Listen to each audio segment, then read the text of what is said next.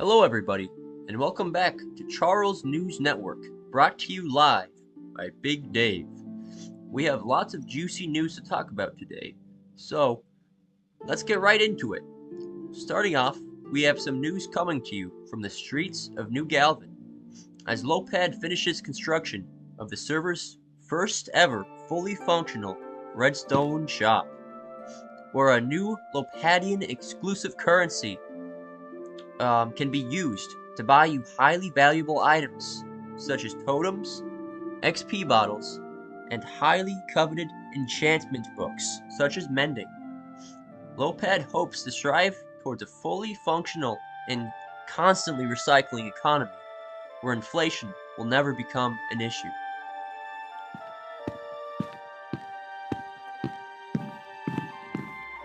So I go in here, I drop my dollar, I get my totem.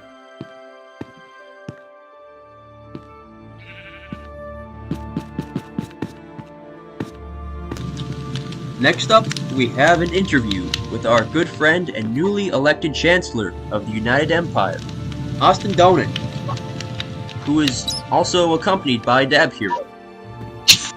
So Austin Donut, who has been handling turmoil in the UE as war breaks out with Glastopia and Narcissus. Dave, can I correct you there? It's actually Narcissus, not Glastopia. Narcissus. Sorry, my apologies. I've never pronounced it before. Anyways, so Austin, straight into the point. What can you tell us about this war with these two factions, and what have been your driving motivators in declaring the war? Well, I'm just going to give you a reason as to probably why they would have done it in the first place. Okay. Let's see. Recently, there was a Narcissus member named Almost a Cat came to the United Mountain City, and we have witnesses. Killed the sniffers and armadillos, including not just the ones that. Well, I didn't have any armadillos loose, but I had sniffers that were just wandering around. I call them wild, but they were technically, anyways. But basically, he killed the ones that were wild, and he killed the ones that were not only that were in the farm, the ones I used to get more in the first place, and not just the sniffers. He killed the armadillos, and he did that all for no reason at all. Now, I believe in retaliation. We ended up punishing Almost Cat in retaliation. I believe in retaliation. Narcissus, thinking the UE was quote unquote corrupt, and that they wanted to put me in my place, decided to actually do an assassination attempt. What they did was, while me and Dad were peacefully, I was just fishing. We were peacefully in the UMC. We noticed spies in the city. We were kind of worried about that, but then and eventually I was just fishing. I get shot. I instantly get one shot. Not only did I get shot, but my member Groovious Mouse got caught in the crossfire as well. We were innocently killed for what? Protecting our faction. Now, when Lucky was asked on the matter, he says it was a bounty. Well, I believe that it actually was just an excuse to kill us. That's what it was. Because he believes it. In fact, I believe he probably told Almost a Cat to kill. Apparently, according to Almost a Cat, you can ask him. He said that, he told him to kill us anyway. So I mean, I don't know. That's our reasoning. We want to prove that you can't just kill us and get away with it. We believe that this is an excuse by Narcissus to kill us. That's the reasoning. Very good. So, what are you going to do if you win this war? Let me ask.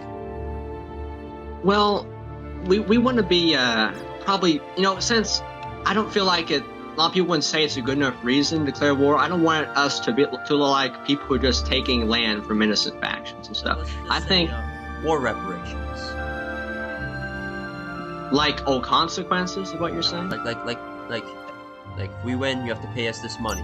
That type of thing. Like you're saying the surrender terms is what you're saying. Yeah. Well, we haven't quite figured it out per se, but it probably would be something along the lines of, first of all, I think this should be, I think this would be a good thing. If they were just to admit that they made up the whole bounty hunter thing. Because this was not a public bounty. If that is the story, this was not a public bounty, which that's a bit suspicious. He won't tell who it is. He says, quote unquote, I will not reveal who my clients are. Suspicious as well. He will not admit to it. Also, notice the fact that Lucky seems to be pretty calm about this situation. He doesn't seem to be defending himself whatsoever. That's suspicious. So the consequence, I think one consequence should be revealing that you made it up, that you on purposely killed us in revenge. That's what I think should be one of it. And another one I think could be, I wouldn't say, I feel like maybe they can't be around. I mean, we haven't really thought about it. It's something we would think more in the future. But if I were to say one thing we would do, it probably would just be admitting that you did it just to get back at us for really no reason, is what I would say. I see. Well, is that all you have to say about the situation? I think we covered everything. Well, yeah, I think that would be. I think that we can, if we can do this, we can show people that the UE is willing to, stand for when people mess with us. We've let many people get away with stuff. I think this is a good time to show people that we aren't just these weak factions that can't fight for ourselves. I feel like this is our chance to show people that the UE is not weak and that we can, when threatened, defend ourselves. Believe we should not be underestimated. But yeah, that's what I would say. I would say that I believe that I don't think the UE is corrupt. I don't think they have a good enough reason to have assassinated me. Because if Lucky were to just say who the bounty hunter is, I should be saying who paid him. The way I should be saying who paid him, because he won't say who paid him. I mean, if he won't admit that, and in fact he won't admit that. It's suspicious. If anyone thinks that we're in the wrong here, I would encourage you to think about it. Why would Lucky not reveal who did this? Like, that's very odd. In fact, if this whole bounty hunter thing is true, we would immediately ask that person who quote unquote paid him and see if that's true. We'd probably be able to tell if they did or not. We would be taking out on them and not Lucky. This isn't like, because he's probably going to try to use this as like, we're just attacking a bounty hunter. Well, no, we're attacking someone who has good reasonable reason to have done this. Like the sniffer situation. That's why I mentioned that, because it gives you context as to why he would do it. Uh-huh. That's what I would say. Okay. It's probably about the sniffers. It's revenge. That's what I would say. Revenge. Okay.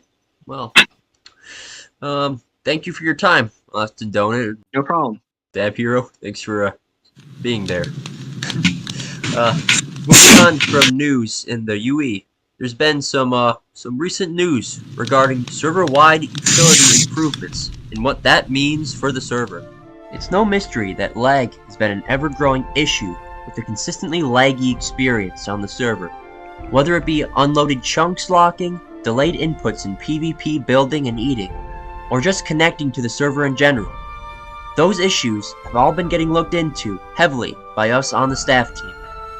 We've discovered where 100% of the lag is coming from, and have started the process of fixing it. Many of the server's problems are due to the command blocks here, located at the command block center, which is in the process of being stripped down and shipped out, so that each command block will be located at whichever corresponding claim it is meant for, meaning that the command blocks for claims will only be running when there's actually players there, instead of just 24/7. The entire claim system is being replaced by a more efficient script-based one, which has been estimated for arrival in September. Onto some more serious news.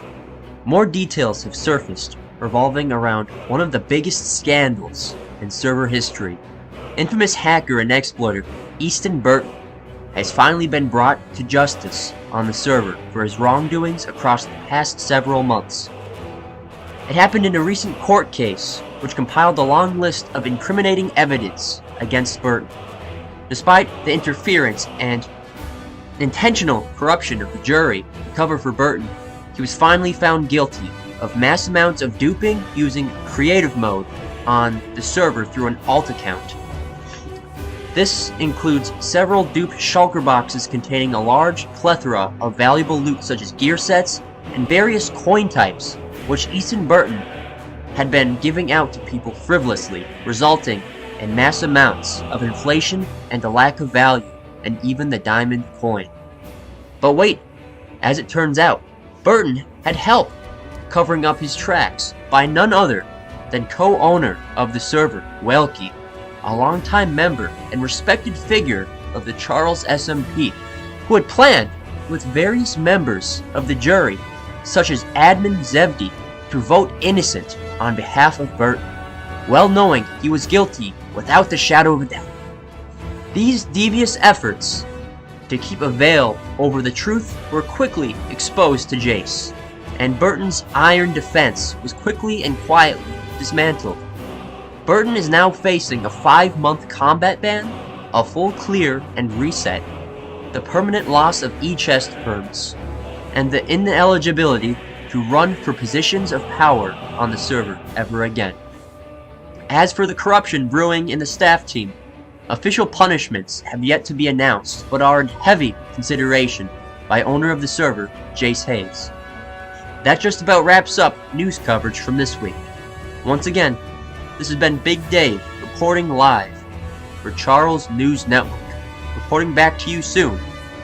And as always, praise God. Goodbye.